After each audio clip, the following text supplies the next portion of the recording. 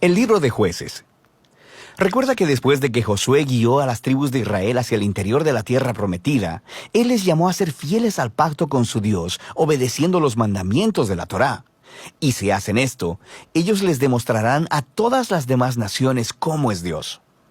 Así que Jueces comienza con la muerte de Josué y básicamente cuenta la historia del completo fracaso de Israel. El nombre del libro viene del tipo de líderes que Israel tuvo en este periodo. Antes de que tuvieran reyes, las tribus fueron gobernadas por jueces. Ahora, no pienses en algo como una corte. Estos eran líderes regionales, político-militares, algo así como un jefe tribal. Y necesita ser advertido, el libro de Jueces es muy perturbador y violento.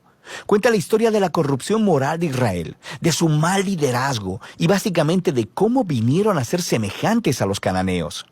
Pero esta triste historia también debe generar esperanza para el futuro, y puedes ver esto en la manera en que el libro está diseñado. Hay una larga introducción que prepara el escenario para el fracaso de Israel, porque ellos no expulsan a los cananeos que quedaron. Luego tenemos la gran sección principal del libro, con historias acerca de la creciente corrupción de los jueces de Israel. Y la progresión de la narración muestra cómo los líderes de Israel pasan de bastante buenos, a malos y a peores. La sección final es bastante perturbadora y muestra la corrupción del pueblo de Israel en su totalidad. Así que profundicemos para explorar un poco más cada parte. La sección inicial comienza con las tribus de Israel en sus territorios en la tierra prometida. Y aunque Josué derrotó algunas de las ciudades cananeas claves, todavía había mucha tierra que conquistar y muchos cananeos viviendo en esas áreas. Así que el capítulo 1 incluye una larga lista de grupos cananeos y ciudades que Israel no expulsó de la tierra. Ahora, recuerda, el objetivo de expulsar a los cananeos era evitar que Israel adoptara la corrupción moral y la manera de adorar a sus dioses mediante el sacrificio de niños. Dios llamó a Israel a ser un pueblo santo, y esto no estaba sucediendo. El capítulo 2 describe cómo Israel simplemente se estableció junto a los cananeos y adoptó todas sus prácticas culturales y religiosas, y la historia se detiene justo aquí. Por casi un capítulo entero, el narrador nos da una vista general de todo lo que está a punto de suceder en el cuerpo del libro. Esta parte de la historia de Israel, dice el narrador, es una serie de ciclos en espiral descendente. Israel se vuelve como los cananeos, así que pecarían en contra de Dios. De manera que Dios les permitiría ser conquistados y oprimidos por los cananeos, y eventualmente los israelitas verían su error y se arrepentirían. Así que Dios levantaría a un libertador, un juez de entre Israel, que derrotaría al enemigo y traería una era de paz. Pero Israel eventualmente volvería a pecar, y el ciclo volvería a empezar. Este ciclo provee el diseño literario y el flujo de la siguiente sección principal del libro. Se repite para cada uno de los 6 jueces principales, cuyas historias se relatan aquí. Ahora, las historias de los primeros 3 jueces, Otoniel, Ahod y Débora, son aventuras épicas, pero también son historias extremadamente sangrientas. Los jueces mismos o las personas que ayudaban al juez derrotaban a sus enemigos y libraban al pueblo de Israel. Las historias de los siguientes 3 jueces son más largas y se enfocan en las fallas del carácter de los jueces, quienes se vuelven peor cada vez. Así que Gedeón comienza bastante bien. Es un hombre cobarde, pero eventualmente termina confiando en que Dios puede usarlo para salvar a Israel.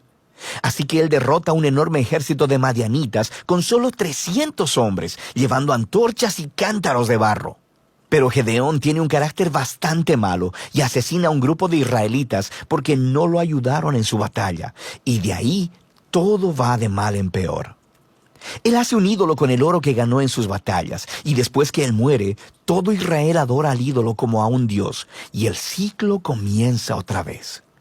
El siguiente juez principal es Jefté, quien es algo así como un matón de la mafia que vive en las montañas. Y cuando las cosas se ponen muy mal para Israel, los ancianos vienen a él y le ruegan por su ayuda. Y Jefté era un líder muy efectivo. Ganó muchas batallas contra los amonitas, pero estaba tan poco familiarizado con el Dios de Israel que lo trata como a un dios cananeo. Jura sacrificar a su hija si gana la batalla. Esta trágica historia nos muestra qué tan bajo ha caído Israel. Ya no conocen el carácter de su propio Dios, lo que los lleva al asesinato y a la falsa adoración. El último juez, Sansón, es por mucho el peor. Su vida empezó con mucha promesa, pero a él no le importa el Dios de Israel. Era promiscuo, violento y arrogante.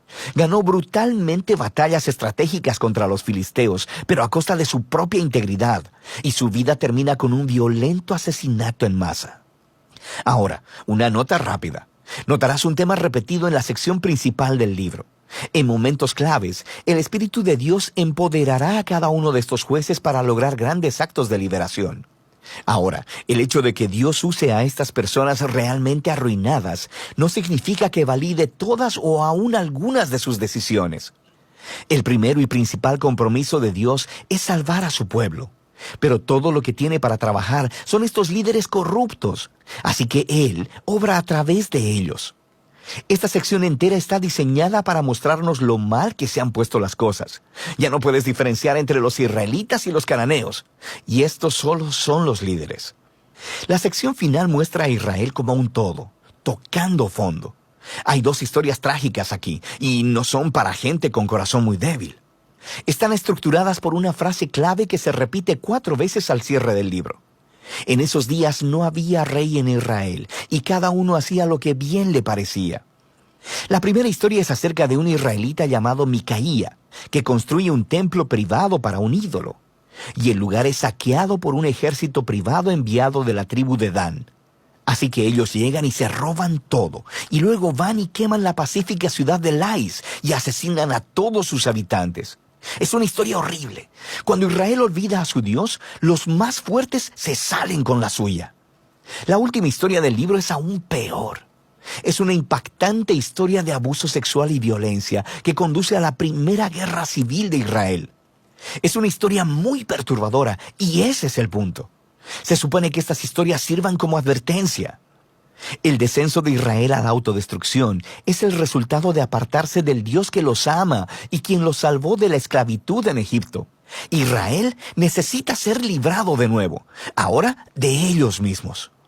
El único rayo de esperanza se encuentra en esta frase repetida en la última parte del libro. De hecho, forma la última oración de la historia. No había rey en Israel.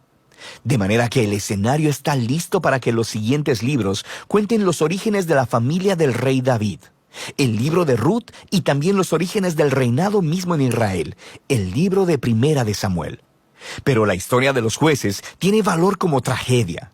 Es una explicación que nos trae sobriedad, nos demuestra la condición humana y al final apunta hacia la necesidad de la gracia de Dios enviando un rey que rescate a su pueblo.